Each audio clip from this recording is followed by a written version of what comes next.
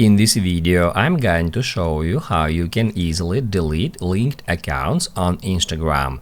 Be sure to watch the video to the very end so you don't make any mistakes, and of course do not forget to like this video and subscribe to my channel. Thanks guys.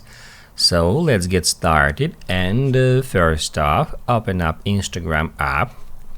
Then if we go to our profile, we can tap right here at the very top left corner at our username, and it will show us all the accounts that are currently linked to our Instagram application, and that allows us to easily switch between them. However, if you would like to delete some accounts from here, all you have to do is just tap at three lines and then tap at settings and privacy.